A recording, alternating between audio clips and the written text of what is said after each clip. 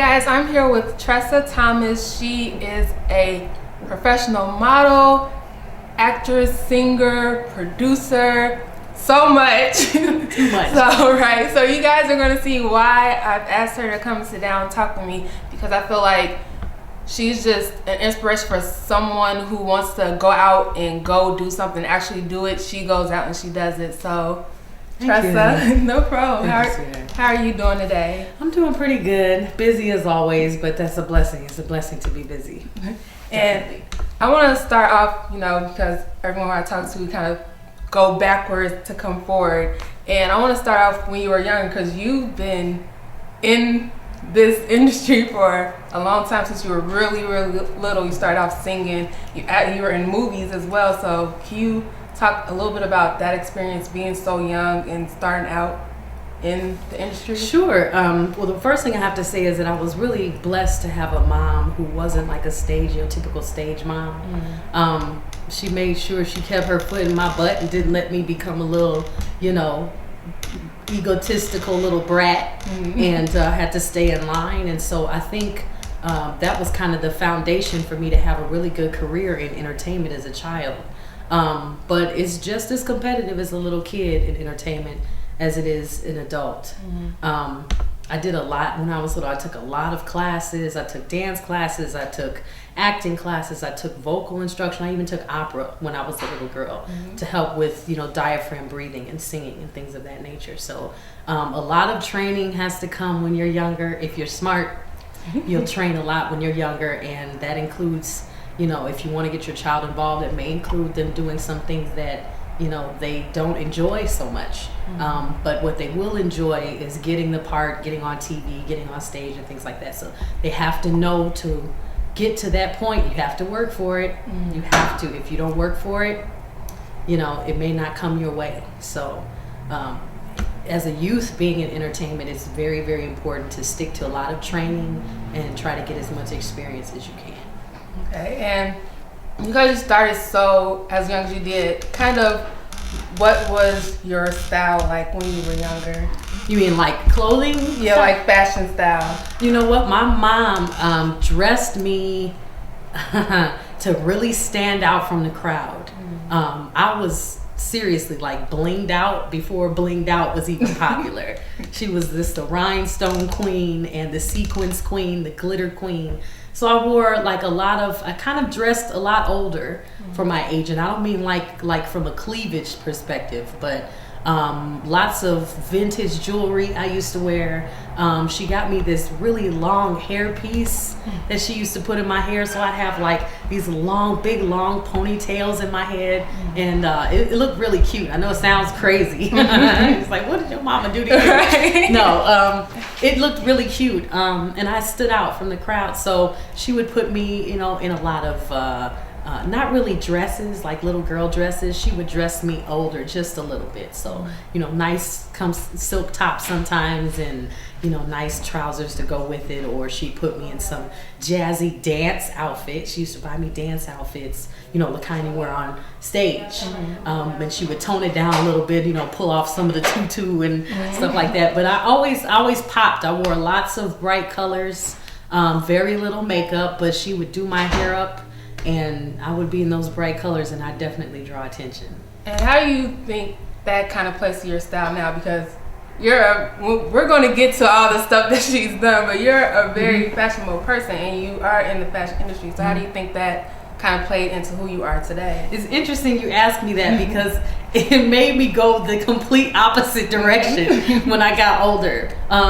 As I got older, I switched over to lots of earth tone clothing, and I kind of like the goth feel in clothing. A lot of black. Black is my favorite color, and I wear lots of maxi dresses, things that are unique, long flowing things that I love. And there's some people that hate that about me, but that's too bad. Right. That's my style. But yeah, I went totally opposite as I got older. It kind of became a little more intrusive, and how I describe my personal style now is like a bohemian chic with a little goth thrown in there. Oh, okay, that's interesting. Isn't that crazy?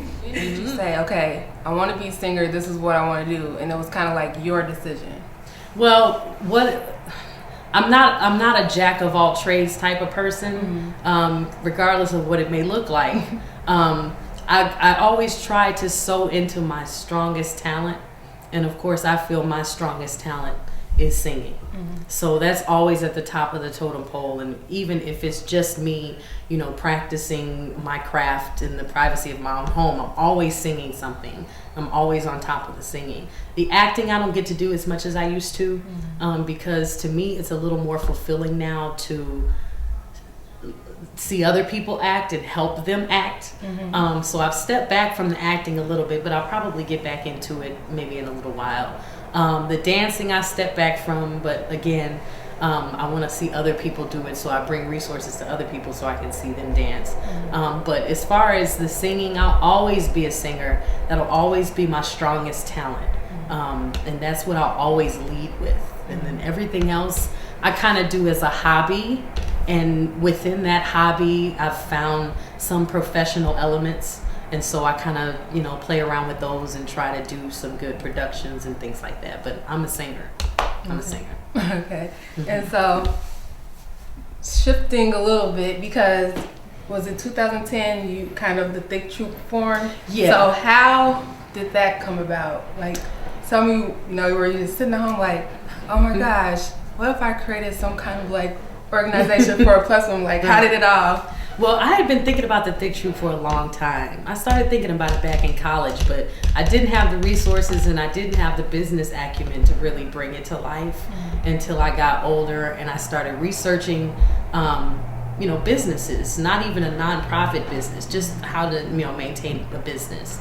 And I'm not the person to say that I'm an expert at it, but I did try to do my share of research. And so I thought of the concept while I was in college. I kind of sat on it. Well, I didn't kind of sit on it. I definitely sat on it for a lot of years. And then when I looked at society, I said, I feel like now is the time that I can kind of launch this. I didn't launch it as a business, though. I launched it as an interest club for people who wanted to kind of get into modeling and later into performing arts. But we started strong with modeling. And I started off as kind of like a hobby club. When I found a group of women that not only were beautiful and dedicated and wanted to do what I envisioned, but they had other underlying talents that I wanted to cultivate, that's when I was like, okay, I need to turn this into something bigger than a club. And so I incorporated as a nonprofit in 2010. I did my due diligence. I researched the 501c3 because I definitely wanted to become a 501c3 to help the community. If I wanted to just have a business where I had a bunch of, performers up under me, I would have started a booking agency or a management company. That wasn't my intention. And so I did the research.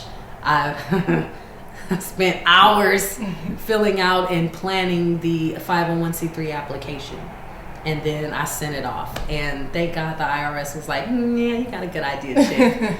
we'll let you go, with this. So they approved it in February of 2012. So actually, as of February 12th of this year, we were 501c3 for a whole year. So I'm really, really happy about that. And it's doing what I wanted it to do, and I love that. It is bringing people on board who are pursuing professional careers in the arts, who are serious about it and passionate about it and want to express themselves. And they just so happen to be curvier women or voluptuous women, whom, of course, we all know society has tons of stigmas against, even at a national scale, where they're talking about somebody being fat at the Oscars or, oh, that dress was horrible. Now, some of the dresses are horrible, but I mean, some of the other things that they say aren't necessary. So, I'm providing a platform of showcase for these ladies, and it'll be a platform of showcase for many more ladies in the future as well. Okay, and I saw you have like internal programs that you're doing, because it's kind of like if you guys don't know, go to the website for ThYck Troupe, which is ThYckTroupeChicago.com, and you can see all the internal programs that they have. Kind of, how did you, because you say you started off with it being for like modeling into performing arts, and then now you have more kind of community-based type internal programs. Like, how did you come up with what it was that you want to kind of incorporate into ThYck Troupe as a whole? Well, when you're, in my opinion, when you're a nonprofit, you're providing a service to the community, not just to yourself. That's the club, when you're doing it for yourself and you're just chilling. You're like, yeah, let's go have a party or whatever. Right. So when I stood back and looked at the organization, I said, okay, we as company members in the organization, we know what we can do when we're actively doing it. Now, we have to reach out to the community and share our experiences and uplift the people around us. Otherwise, we're just doing this for ourselves, and that wasn't my intention. So I sat back and I said, as a performing arts company, as a women's empowerment organization, as a size acceptance organization, all of these things, how can I reach out into the community to relate to other people? And so that's when I started creating these different programs. We have ThYck TV, which is the multimedia leg of the program. We have Project ThYck, which I just created, which is the fashion leg of the program. And more, I have more information about that in the future. We've got ThYck and Fit, which I'm really proud of. ThYck and Fit is our program where we reach out and talk about health and wellness among plus size women or curvy women, because you can be thick, but you also can be fit. And I think the ladies in the organization are learning that now more than ever, because we're all researching the people who are out here teaching health and wellness and fitness, and there are all not a size 2. There's some thick people out there who are very, very healthy, very athletic, and can, pick up a truck and throw it, and you can't. Okay? They are not kidding. Right. So ThYck and Fit is really going to expand, because everyone in the troupe is very concerned about their health. And they still accept themselves. They still accept the fact that they're curvy, but they know they can be healthier. There's so many ways we can help society, not just here in the Midwest, which of course we're going to do, but nationally, which is going to take a little more time. But yeah, I mean, I had to start other legs of the organization because we need to do some serious outreach, and we're doing a really good job at that right now. Yeah, well, it's a lot, and some people will say, oh, I want to do this, I want to do that, and then they'll give up once it gets too hard, or they hit a roadblock that they can't seem to get past. Kind of what drives you to continue to keep doing these programs for women, keep doing your singing and all those things? What is your kind of drive? There are 2 main things that drive me. One of them is very serious, and the other one is really funny. The very serious one is I feel like God has called me to do this, because when I ask him for guidance and I pray and ask him for the vision to fulfill what I see in my heart, he graciously provides me with that knowledge or that vision or whatever I've asked for. So I'm not trying to get struck by lightning. This is something that God wants me to do. Right. That's the serious one, believe it or not. The non-serious one is I have ADD really bad, and I could never just sit. I could never do that. I always have to be doing something, and I really wish I was kidding right now, but I really think I have ADD. But I always have to have my hands in something. I get that from my mom. She was always doing something. She was always planning something. Something was always on the horizon with her, and I grew up in that environment. So I can do one thing, and I do see it to fruition. There's some people who just think stuff up, but they never see it to fruition. I see it through fruition, but as soon as that's done, something else pops into my head, and I'm like, hey, I can do that too. So between Jesus and my ADD, yeah. I want to thank you again, Tressa, for sitting and talking to me, and hopefully everyone can see, the drive that I see and the inspiration that you are to other women, regardless of their size.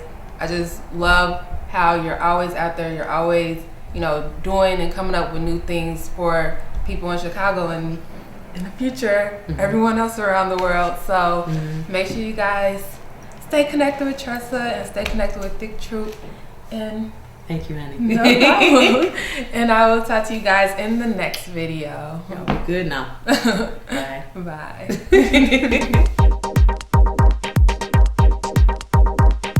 Sometimes it's like the perfect pose, and people are like, stop right there. Let me fix your hair. Right. Let me fix your hair.